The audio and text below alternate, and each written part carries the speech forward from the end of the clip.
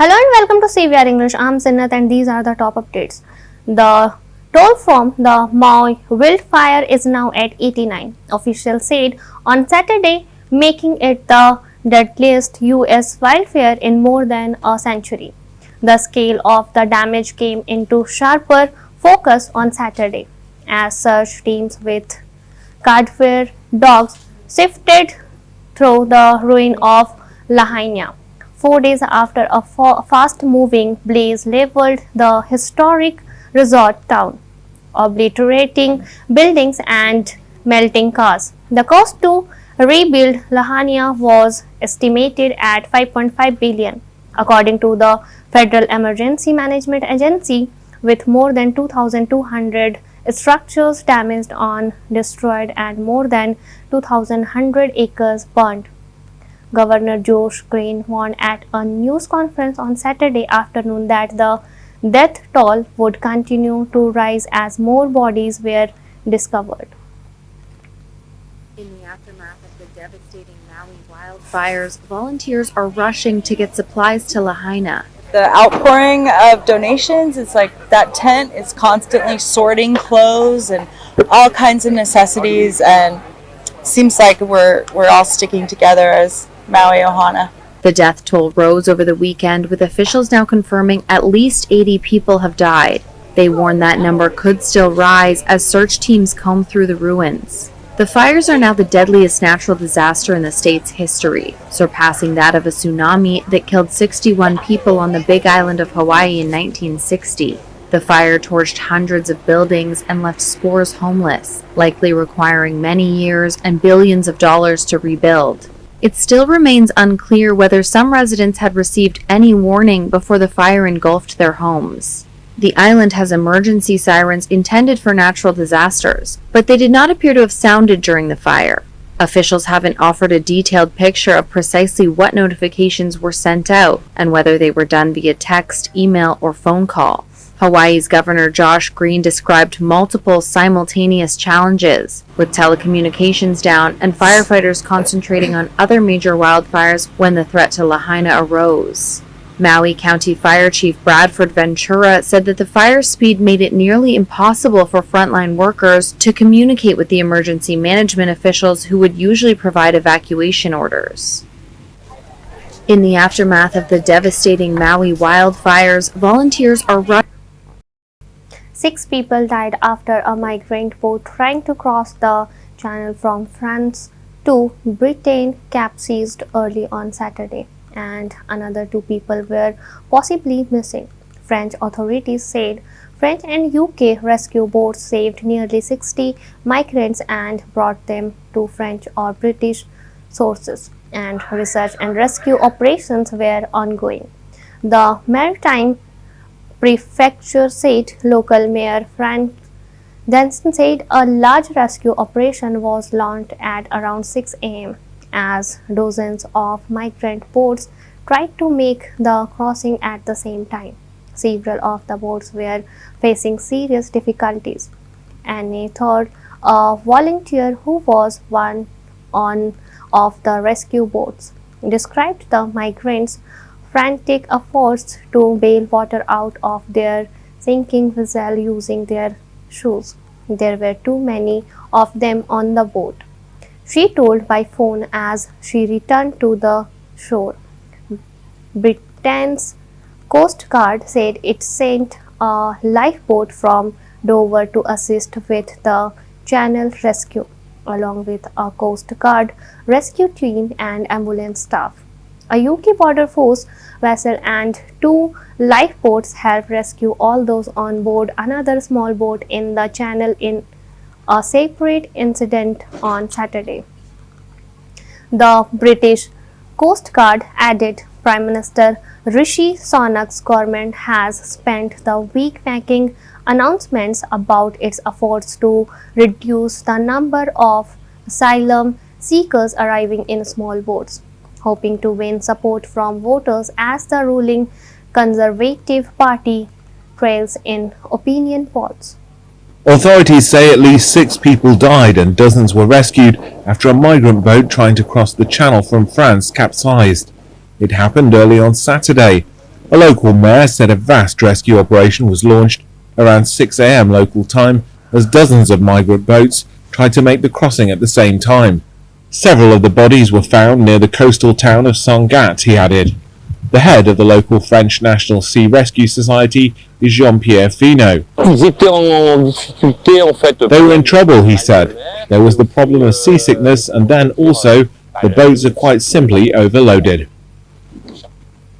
Nearly 60 migrants were saved by French and UK rescue boats and brought to French or British shores, a maritime prefecture said.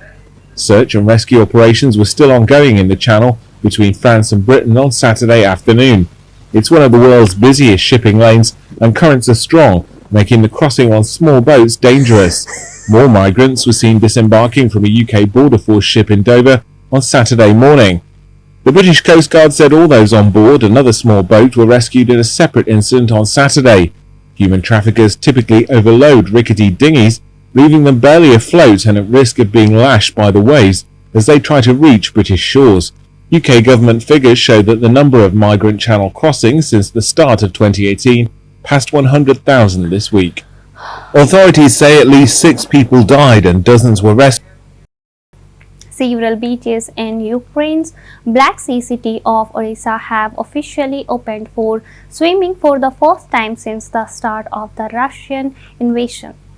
Although bathing is banned during air raid alerts, local officials said on Saturday Odessa, Ukraine's largest port and naval base, was repeatedly attacked with missiles and drones, and the sea was littered with hundreds of sea mines following the invasion in February last year.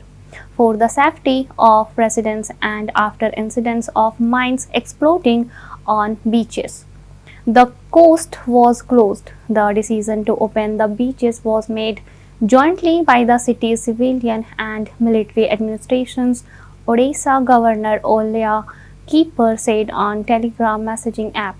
He said the beaches would be open from 8 p.m. to 8 p.m.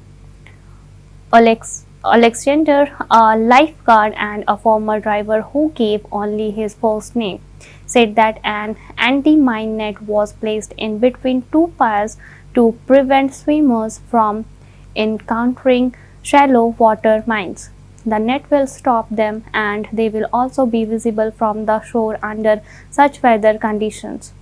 Emergency workers will be notified. They will come to handle it, he said. The opening of the beaches has been a welcome respite from the war for people swimming and a welcome respite from the war. Ukraine's Black Sea city of Odessa has reopened some of its beaches for the first time since Russia's invasion, when the sea was littered with missiles and drones. Alexander, a lifeguard and former diver who gave only his first name, says an anti-mine net is protecting swimmers. Emergency workers will be notified and they'll come to handle it, he says. Yevhen is a student from Mykolaiv, which was heavily shelled, destroying his school. I want to swim at last and distract myself. I don't want to think about the war and bad things. I don't want to think about it. I've seen a lot so far. Odessa still comes under frequent Russian missile attack. A strike in the city centre last month severely damaged an Orthodox cathedral. Bathing is banned during air raid alerts, local officials said on Saturday. That didn't put off Svetlana from Chornomorsk. We've been missing this, she says. I've been dreaming of breathing the sea air. 7 people died after a mosque filled with worshippers caved in Nigeria's northern city of Zaria in Kaduna state, with several others injured. Zaria Emirates Council spokesman Abdullahi Kawarbi said the incident occurred as hundreds of faithful observed afternoon prayers at the city center mosque. 4 bodies were found initially, and then 3 others were found after the rescue team searched the collapsed mosque, he said.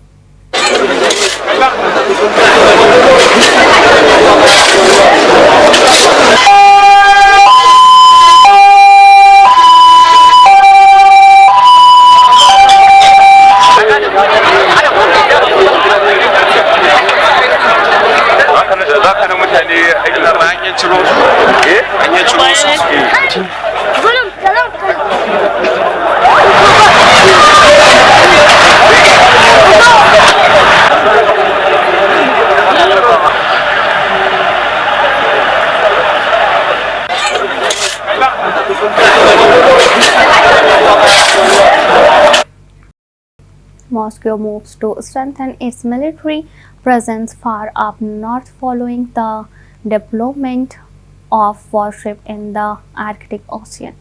Surveyed the military infrastructure to gauge the readiness of the Russian forces for the Arctic combat, including the defense of critical Russian facilities in the region. And accompanying Shoigu was Alexei Lekashev, the head of Rosatom, both of whom visited the facilities in Novaya Zemlya in northern Russia. Shoigu and Lekashev also inspected the Soviet-era nuclear test sites in the vicinity. The Russian defense minister hinted at the ongoing advanced test but refrained from sharing further details. Shoigu also confirmed that the Russian military has rehabilitated Soviet-era bases in the area, including the deployment of the S-400 platform. In Donetsk, one civilian was killed while 6, including a 12-year-old, were left wounded, following an intense shelling campaign from the Ukrainian side. Now, the Ukrainian forces allegedly used cluster munitions to carry out the strike, weapons that Kyiv acquired from the United States only last a month. Kyiv reported its progress on the southern front lines with claims of partial success near the strategic village of Robotyene. And amidst the fighting, Ukrainian President Volodymyr Zelensky offered his gratitude to Kyiv's allies for their aid in Ukraine's war effort. Take a listen. Цього тижня наші прикордонники отримали мобільні комплекси. We have another result in our work with partners for security guarantees. Greece joined the declaration of the G7 regarding guarantees for Ukraine. This is already the 14th country. In addition, Belgium, Czech Republic, Denmark, Finland, Iceland, Ireland, Latvia, Netherlands, Norway, Portugal, Romania, Spain and Sweden have also joined. I thank each state, and our team will continue to work for the sake of new participants, for the sake of every state and every leader interested in peace and security being able to show their leadership in one or another format of security cooperation. Peace has no alternatives. Розмінування Україна потребує і техніки від Well, Ukraine has also begun reconstruction efforts on the Kakhovka Dam following its destruction in the month of June. Mustafa Naim, the head of Ukraine's Agency for Restoration and Infrastructure Development, has confirmed that over 350 kilometers of pipes are currently being laid to reconnect over 1 million people in Kervire and adjacent areas with clean potable water. This branch that joins the Inulets River and Kriviri is almost complete. The groundworks are almost 100% done. The pipe installation is 23% complete. You see for yourself that it is almost connected to Inulets. The pump is being installed now. I think that in 2 weeks we will start the first thread and partially supply Kriviri with water. Kyiv has also started registering ships for the Black Sea corridor, seeking safe shipping routes in the Black Sea. Ukraine has announced a humanitarian corridor for cargo vessels trapped in the Russian territory since the invasion began. The proposed corridor is Kyiv's latest experiment to bypass Russia's blockade following Moscow's abandonment of the Green Deal last month. Meanwhile, German arms manufacturer has confirmed that it will be delivering a new generation of drones to Ukraine by this year end. The drone system will consist of a squadron with supporting ground control stations, a launch area and military vehicles. The system is being planned with reconnaissance ability along with provisions for aerial electronic warfare and even an LTE network. Surveyed the military infrastructure. Just we received an update about the deadly wildfires in Hawaii Islands. Hawaii Islands has been battling deadly wildfires and the death toll has now risen to 91. The search operation continues. The fires have become the deadliest natural disaster in the state's history, and the fatalities could still go up. Have a look at these visuals on your screens. Schools, shops, hotels, houses, everything reduced to ashes. Once a tourist destination now razed to rubble after raging fires swept through the town, leaving nothing but dust, destruction and death behind. People lost everything, homes, jobs, their cars, some their pets. There's still people missing. I fought wildfires in California, and I was here yesterday when it flared up, and I've never seen something ravaged so fast. US President Joe Biden approved a disaster declaration for Hawaii. He has also ordered for federal aid to be provided to the state immediately. But about 80% of the Lahaina town has been destroyed in the Maui Islands, located about 3,000 kilometers from the US mainland. The emergency sirens have been put in place to warn people of the impending disaster. In fact, Hawaii has the world's largest all-hazard public warning system, but apparently those sirens were not triggered during the fire. I've only been here for like 4 or 5 years, like somewhere in between, and like a lot of the people I lived with didn't think it would happen. I've seen a lot of wildfires growing up in Northern California. I was just like, when the smoke turned black, I was like, we need to get out of here. So this was eating up the houses and stuff, so I don't know. It was crazy. It happened in like the span of a few hours, so it was wild. Well, the fire began on midnight on August 8th, starting in the town of Kola, around 50 kilometers away from Lahaina. There was no warning issued ahead of it. Few hours later, power was knocked out, and soon fire consumed hundreds of acres of land. The witnesses say that the emergency alerts were then sent to mobile phones as well as TVs and radio stations, leading to most people not receiving any of these warnings. Soon, due to strong winds brought in by Hurricane Dora from the south, which flared up the flames in the region, several people jumped into the ocean to escape the raging blaze. 3 days since the disaster struck the islands, and it remains unclear as to why the residents were not warned sooner. Maui's western side remains without power and water.